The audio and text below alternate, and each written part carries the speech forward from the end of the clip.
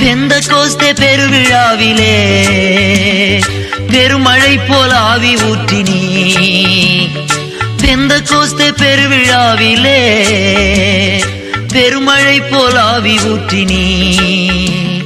துயரமான உலகிலே சோர்ந்து போகும் எங்களை, துயரமான உலகிலே சோர்ந்து போகும் எங்களை தாங்க வேண்டும் உந்தன் ஆவியா, தாங்க வேண்டும் உந்தன் ஆவியா.